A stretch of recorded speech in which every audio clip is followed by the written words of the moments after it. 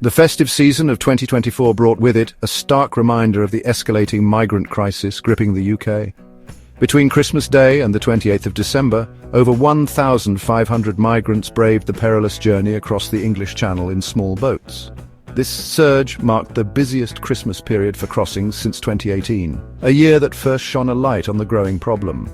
The numbers paint a bleak picture since 2018, when record-keeping began. Over 150,000 migrants have arrived illegally on UK shores. This year alone, nearly 36,000 individuals have made the crossing. These figures are not mere statistics. They represent human lives risking everything for a chance at a better future. The recent surge, particularly during a time traditionally associated with family and reflection, underscores the urgency of the situation and the need for effective solutions. The International Organization for Migration, IOM, reports a grim reality. In 2024, over 50 people lost their lives attempting this perilous journey, marking the deadliest year since 2014. This tragic statistic only accounts for those known to have perished. The true number is likely much higher.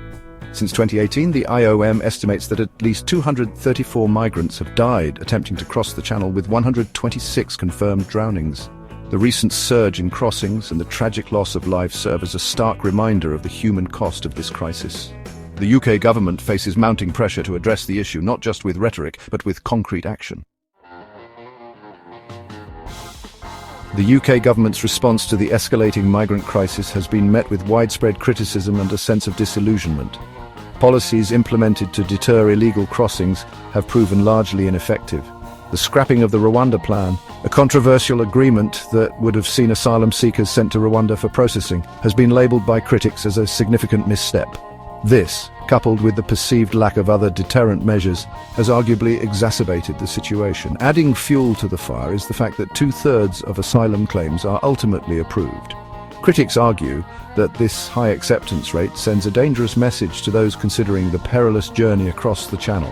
The current system, which provides migrants with a range of benefits, cash cards, access to healthcare and education, and even smartphones, is seen as inadvertently incentivizing further crossings.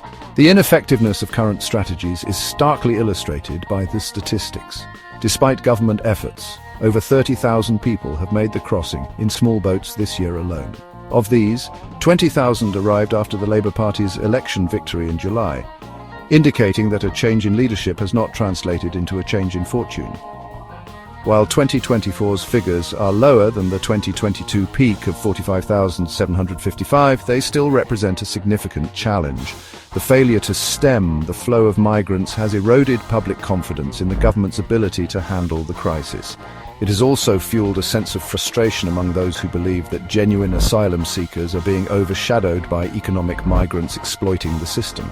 The need for a robust and effective strategy is more apparent than ever. The migrant crisis is not merely a political football. It is a humanitarian tragedy with far-reaching economic consequences.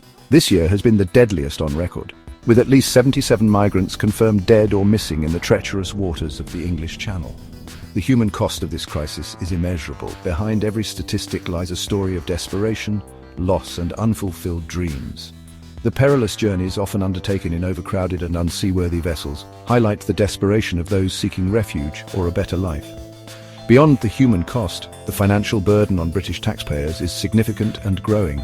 The current asylum system is estimated to cost the UK £5.4 billion annually, a figure that has sparked outrage among some segments of the population. Since 2018, the total cost is estimated to be a staggering £18 billion, a figure difficult to ignore in times of economic uncertainty. To put this into perspective, the government recently implemented a reduction in winter fuel payments for pensioners, a move that saved £1.5 billion. This juxtaposition of spending priorities has fueled resentment and accusations of financial mismanagement. Many argue that the funds being channeled into the asylum system could be better spent on essential public services such as healthcare, education, and social care. The government is caught between a rock and a hard place, obligated to provide for those seeking asylum while facing increasing pressure to address the economic anxieties of its citizens. The human and economic costs of the migrant crisis are undeniable. It is a complex issue with no easy solutions, but one that demands immediate and decisive action. The UK's handling of the migrant crisis has sparked widespread public frustration and a growing sense of unease. Recent polls paint a clear picture of public sentiment. 69% of Britons believe that current immigration policies are failing to address the issue effectively. This dissatisfaction transcends political affiliations and demographics, reflecting a collective concern about the government's ability to secure the nation's borders and manage the influx of migrants. The issue of migration has become a defining one in British politics, frequently cited by the public as one of the most pressing challenges facing the country. The government's perceived inability to stem the flow of migrants across the Channel has eroded public trust and fueled a sense of vulnerability. This lack of confidence in the government's competence has wider implications, impacting public perception on a range of other issues. The public outcry is not solely about numbers. It reflects a deeper anxiety about national identity, security, and the government's ability to represent and protect its citizens. There is a growing perception that the government is out of touch with the concerns of ordinary people and that the current approach to immigration is unsustainable.